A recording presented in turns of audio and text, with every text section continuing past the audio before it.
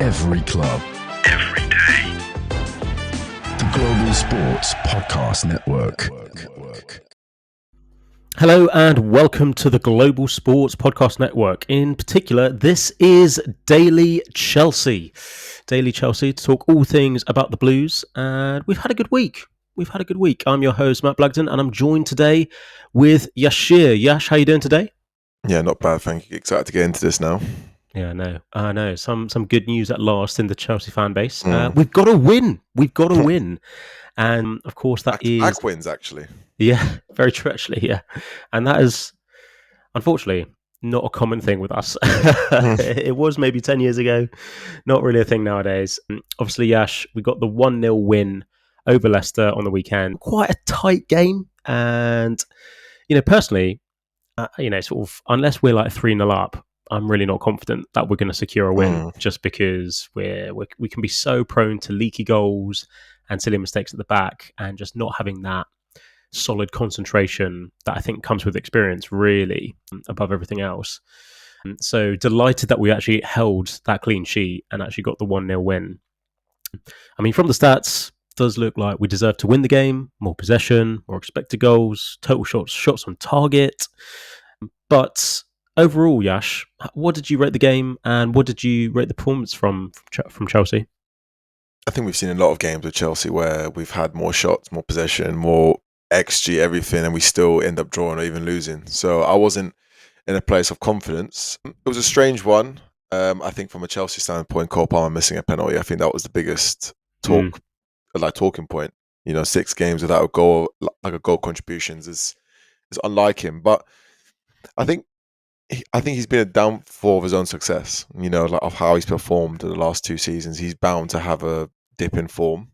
And then I think a lot of people, especially rival fans, are somewhat happy about this. So it's more of a thing of, it's going to happen. It was bound to happen. He's not, he's not inhuman to have not a bad game or bad few weeks, but it's more like Cole Palmer's turning to Phil Foden in 2025. So I don't know what's happened, but it was a good game overall. Another clean sheet, so back-to-back Premier League clean sheets, which I can't remember the last time we actually had a clean sheet. Never mind back-to-back clean sheets with 2 different goalkeepers. So it's in a sense where I think as soon as Robert Sanchez has become bold now, he's like the next Pepe Reina. I don't know what's going on there. I think he shaved his head like all of a sudden, and it's good to have Wesley back. And it's such a strange one, isn't it? Because like when you hear Maresca a month ago saying he's out for the season, and then he just starts, not even coming on, he just starts. I know Gusto's injured, and obviously Reece he needs to be rested. But I don't know. It was a good day out. Good to see Joshua Chempong back in, coming on again. I got a yellow card, but he needed that. But again, there's a few things you look upon. It's like it was a good result. 3 points is needed. And then Cucurella just shows he's our best defender, or even best attacking outlet right now, to be honest. That's what it seems like. Yeah, I know, literally. He's kind of almost rolling back the Euros he had with Spain with that sort of goal and just that kind of attacking prowess. Yeah, he's bringing back the Marcos Alonso days, isn't it? It's someone where I think we lacked that a lot. I think we've lacked a goal-scoring defender. I think is that we have Reece James, but like even Maresca said after the Copenhagen game, he sees him more of as a midfielder. He doesn't see him as a defender. And it was very evident where he played as a number 6, double pivot with Caicedo against Copenhagen. But it was a good few weeks for Chelsea. I'm very surprised, and it's a good confidence build up for the next week.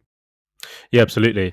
I mean, I guess it's almost the opposite of Solomon in terms of with Sanchez, in terms of Solomon.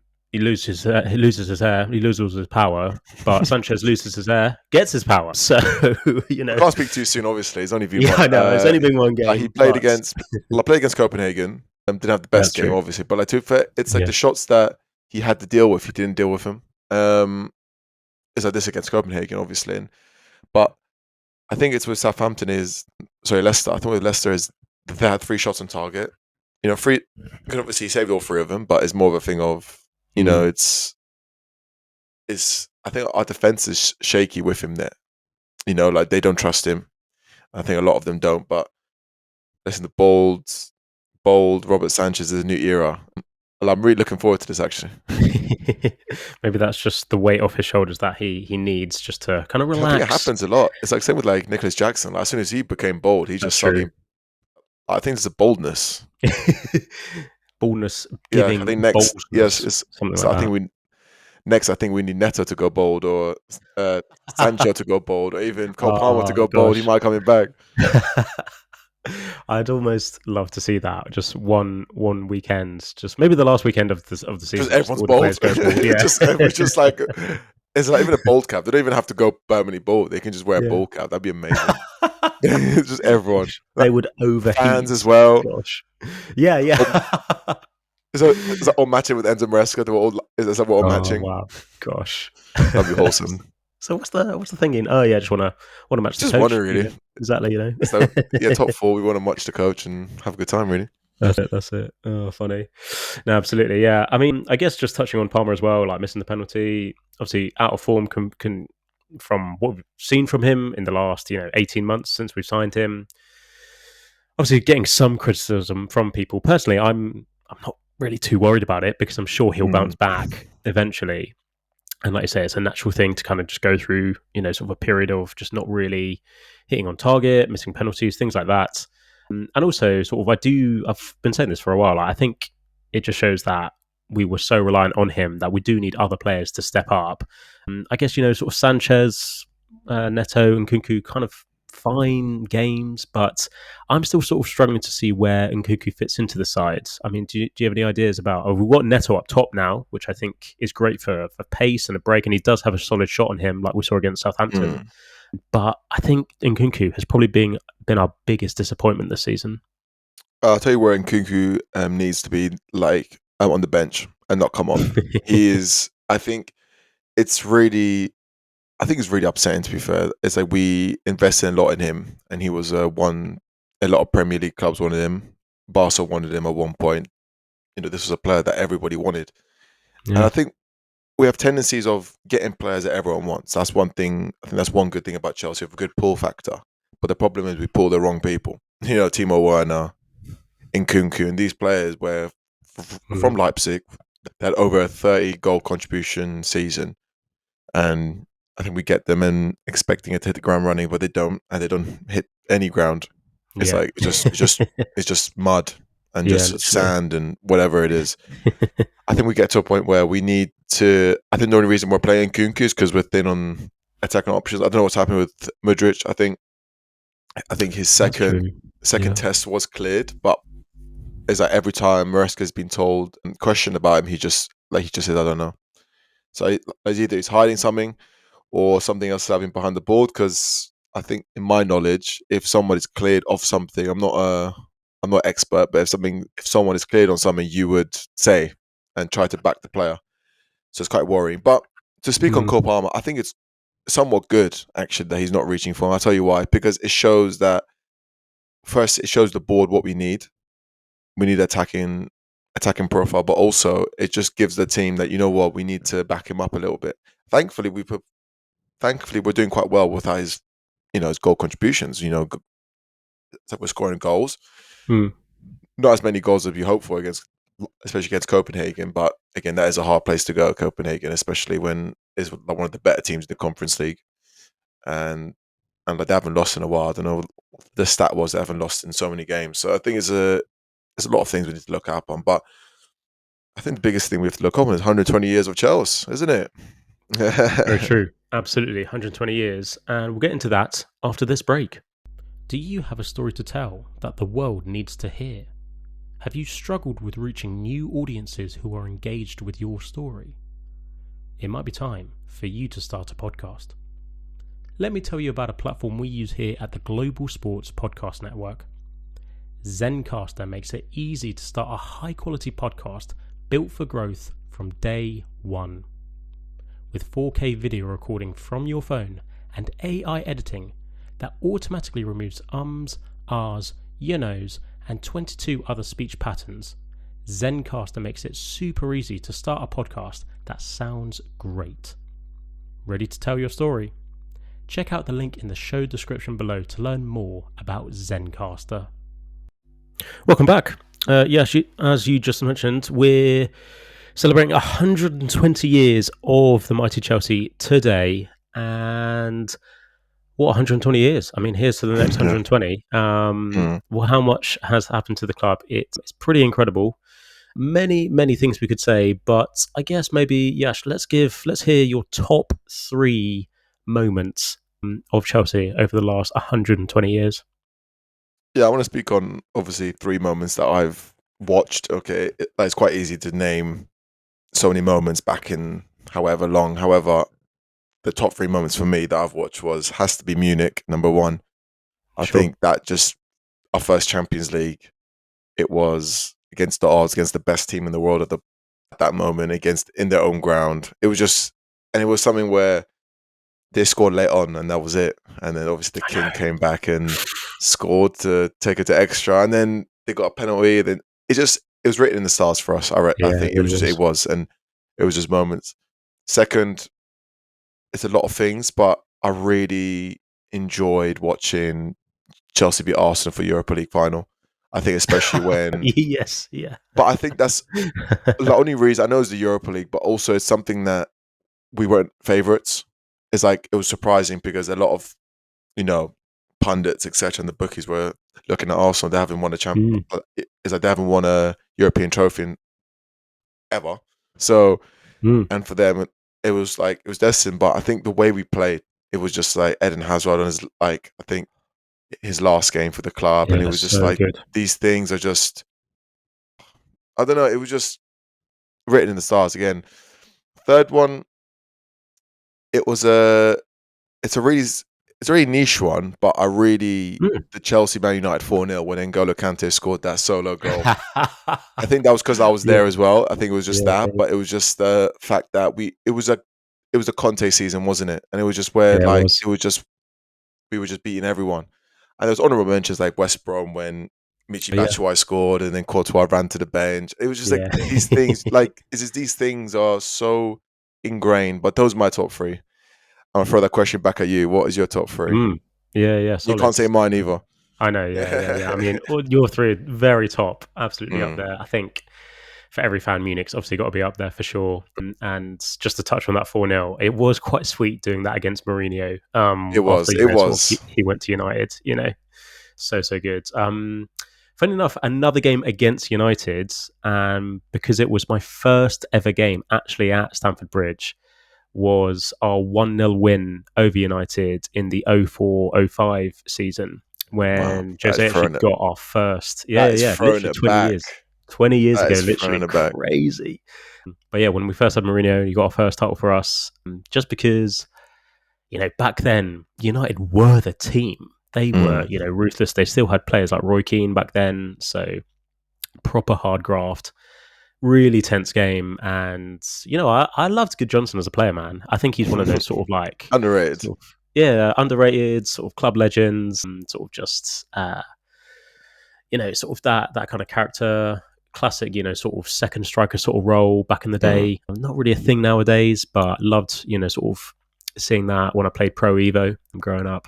Yeah. you know. So definitely Shout that out Pro was Eva for the ones I know. exactly. Yeah, kids don't know about it nowadays. So. Yeah, no, they don't know about that one. So that was definitely a great result. Also, these might just be games that I've been to actually. Another great moment from in that season as well was when we beat Liverpool for the Carling Cup, and we won 3-2 in extra time. I distinctly remember it because I was on the end where like Risa scored like the early goal for Liverpool, and like as a kid, like I distinctly remember like when something goes wrong, you just start to feel ill, and Yeah. that's what I started to feel for like the whole game pretty much. Might And be I was wrong. just Is like, that when Czech saved that Andy Carroll head off the line? Is that the same game or am I? no, No, that that's a was different like game. yeah, Okay. yeah. That was a great game as well though, That and that was a good game as well. just because that was the first trophy I saw us lift. Super dramatic with kind of, I mean, just so much kind of poetry within that as well. In terms of our equalising goal was a Gerrard own goal, and just And Gerrard's supposed to just be coming to Chelsea, wasn't he? Yeah. exactly, yeah, all that drama around that time, And just for us to sort of, and back then we didn't have Wembley, so it was at the Millennium Stadium in Wales, a long journey and all of that. That was a top moment for us. And I think for like all Chelsea fans, got used to winning. Or that was the start of it, so we really enjoyed that feeling. And another another sort of moment, a game I wasn't at, but I think a really crucial game that does stand out to me was when Demba Ba scored at Anfield. Yeah, it's just the Slippy G moment. Just exactly, just sounds like iconic. Sounds like a Steven Gerrard hate podcast. Yeah, doesn't exactly. It? Almost. I mean, he was a great player, but just top moments. Unfortunately, not for him. Yeah, but I think it just was for me when that whole game happened. And the way that we played, and we were so negative with like slowing the game down, long throw-ins, just basically like super anti what Liverpool wanted to do, which was high pace, press, lots of passing, all of that. I thought it just epitomised how we can just figure teams out, really go against them, and kind of almost understand why there's so much hate towards Chelsea, that we sort of, when teams are really striving to get that win, we can just come in and just wreck the whole script and sort of make sure that we get our win. And ultimately, sort of, that's what you've got to do in football. Sometimes you've got to play pretty. Sometimes you've got to be rugged and ragged. And I think the fact as well, like for our second goal, the fact that Torres just passes it to Willian, passes it in, super chill. And then Mourinho goes crazy. Mourinho just running down. It's just absolutely loves it. So I think another moment we have to, there's like another honourable mention. I think this was like the year we won the second Champions League, 2021 COVID year, when like it's the second leg Chelsea v Real Madrid when Timo Werner scores that header. And Mason Mount just tops it all off with that, like just a Christian Pulisic cut. It just the whole and like the togetherness of the team at that point. It was just amazing. I don't know. It was just those are the moments you look back and like the Atletico Madrid game when it's like when Emerson scored and then like you saw Thiago Silva, Mason Mount, Jorginho just like by the stands, are just absolutely going crazy. I don't know. There's just little things you look back, but again, 120 years of like it's like we can make 3-4 videos on the moments, but those are the top ones. And again, there's going to be more 120 years. We won't be here, but obviously our kids and kids and kids will be here, and we'll see where Chelsea is in the next 100 years. Oh, absolutely. Yeah, I look forward to seeing that. Hopefully a few more Prems, Champions Leagues, FA Cups, League Cups, and much, much more. But more on Copenhagen and upcoming fixtures after this break. This podcast is part of the Global Sports Podcast Network, the only network bringing you exclusive daily news and views on your Premier League team, the Premier League, women's football, and fantasy football. A unique listening experience that puts fans first, bringing you the very latest breaking news from your team. Subscribe wherever you get your podcasts and make us your first listen every day. Global Sports Podcast Network. Every club, every day. Welcome back. This is Daily Chelsea. We're talking all things now in the kind of, sort of latter stages of the season now, Yash. We're getting into the real business end, as it's sort of, or the run-in, as Sky Sports normally sort of feed it as. And Chelsea, sort of two competitions that we're kind of in. I mean, we're not going to win the league, but we're definitely in the run for Champions League football. And obviously we've got the Europa League. Just on Europa League, as we did touch on it earlier, 2-1 win against Copenhagen. Very strong result, really, like you mentioned, because it is a tough place to go. And a few seasons ago, United did lose 4-3 there in that epic game. So to come away with a win is great. Obviously, it would have been brilliant to have a clean sheet.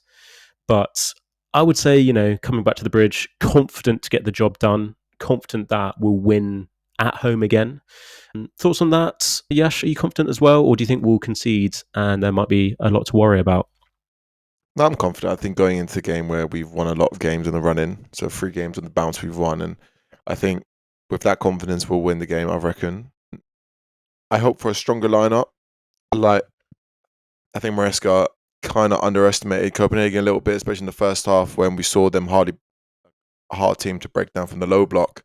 But going into it, it's going to be, hopefully we're going to see the likes of Neto and and obviously Cole Palmer started, we know that, but I think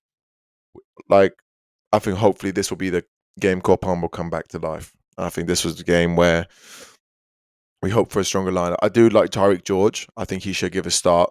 I think he's just a breath of fresh air. I think with someone like him, we need a direct winger, and is that we have a lot of them in the club, but when a lot of them are unavailable, like Madueke is injured now, Mudryk is somewhere in Colombia, I don't know where he is, and then there's like people like that we don't know. So I think Tariq George coming into it, we're going to do really well. I think confident. I reckon a 3-0 win. Okay, wow, great. Do you think Maresca will line up similarly to how we did last week in Copenhagen? So, like, James in the midfield alongside Caicedo. I think, well, I think there'll be a few changes. I think Jurgensen will start this game. I think Okay. just because I think just Sanchez started the last game. That's only my reasoning Yeah. over that. I think a Chempong will start only because I think Maresca wouldn't put him on as a sub against Leicester if he's not going to start on Thursday. That's my only thought Hmm. process over it. But Hmm.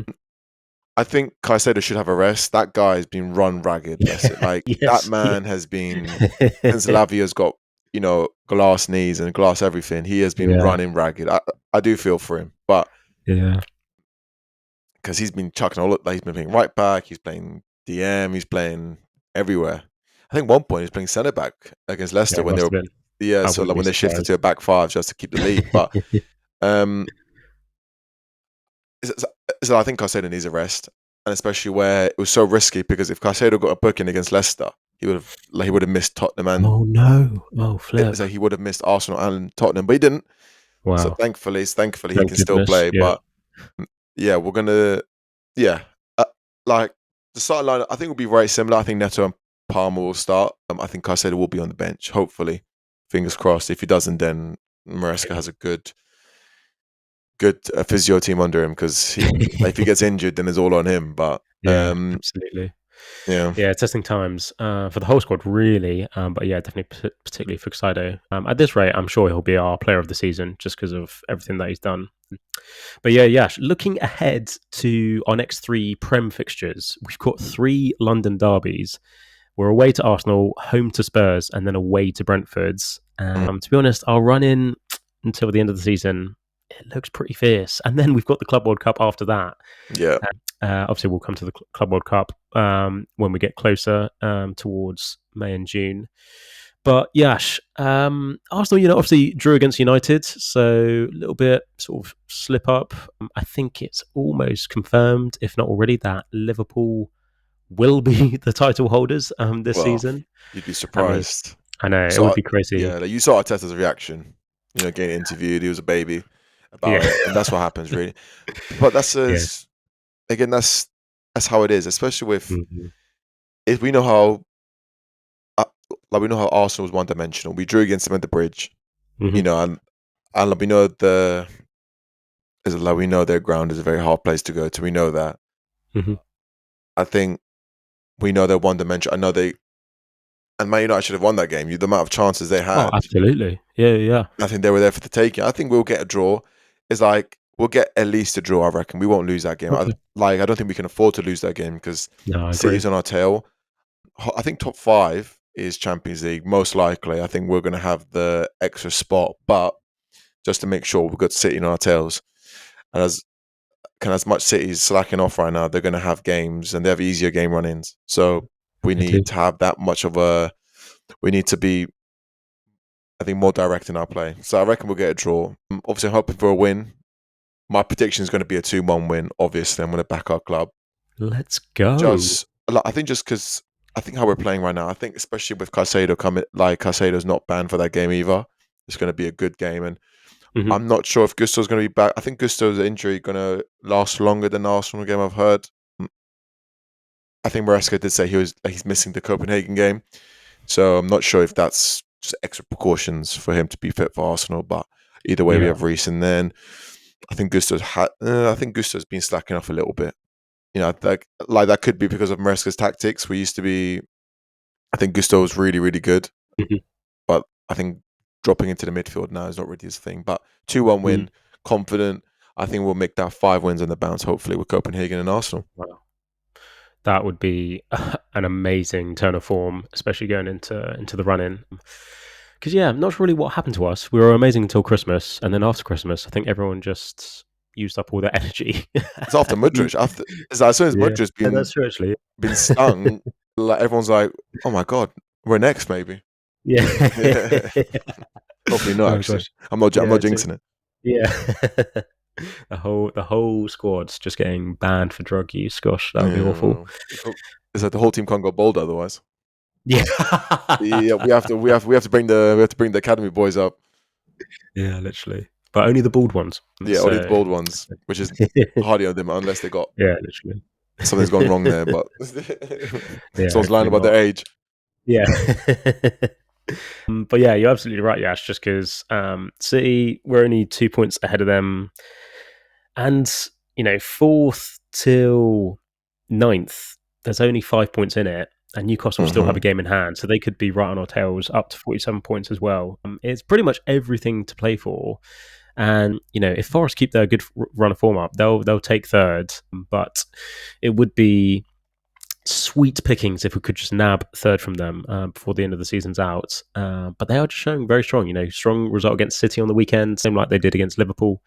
They're looking very, very strong indeed. I guess with the run-in, Yash, and Spurs and Brentford, do you think we can realistically not lose against those teams as well?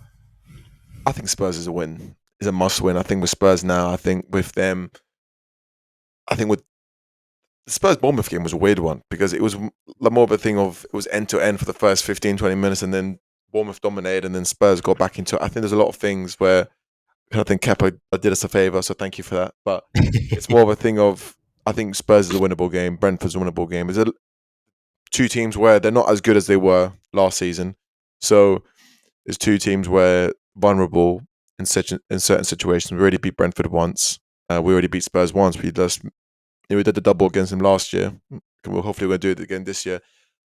I can see 7 points out of 9 for the last these three London derbies. I know that could be me being delusional. That could be me being optimistic. But I reckon we can get at least 7 points. Hopefully 9. But a draw against Arsenal, I wouldn't mind that. And then 2 wins against the 2 other clubs, and we're gonna hopefully secure. Because I think from second place down is really open. I know Arsenal's 6 points ahead of us, but that could easily change, especially if we win. That's 3 points behind them. Anything could happen. So from second place onwards, probably from 1st to 5th is going to be Champions League. It's unless something drastic happens and we don't get to the 5th space. But I reckon 9th is I think the 5th place is evident. So Champions League will be huge, not only financially but also for the player pool as well. Especially if we're trying to bring in players. I know the board's not on in. We are trying to fight that, and but it'd be really good for us and for the players as well to stay at the club. Yeah, absolutely. Yeah, we need to keep everyone that we've got at the moment, and I do actually think it's in particular players like Enzo Fernandez. In terms of we did sign him when we were in the Champions League, albeit just for a couple of months before we got knocked out, and he's the kind of caliber that we want to attract and keep and play and. He's definitely a Champions League level player, as much most of our players are, but he's the kind of temperament that I think, if Chelsea went downhill, say to what United are doing, he could quickly be like, look, I want to go to Real Madrid, I want to go to Barcelona. Just because. Funny enough, all the rival fans are not talking about his price anymore, which is funny. So it just shows how he's a world-class player. And so is Caicedo. That midfield it's something that you can look forward to and be like, you know what, is that we can see that midfield for the next 10 years. Hopefully Caicedo can be the next legend and so can Enzo. Absolutely. Next Makalele. Next, maybe not quite like Lampard, Ballack. but More like a Ballack. Ballack, yeah. Ballack is a good shout in there. You're not trying to blow my own horn or anything, but Ballack was a good shout. Yeah, absolutely, Yash. Yeah, I'll back you with that as well. Yeah, cheers, mate. Thank you. Right. Unfortunately, we're out of time, Yash. Thanks so much for joining me on this episode that we've talked about so much. Everyone, thanks so much for listening. Do follow us on social media. Do check into Spotify and wherever you get your podcasts, on Apple Podcasts as well. But we'll see you on the next one. Every club, every day. The Global Sports Podcast Network.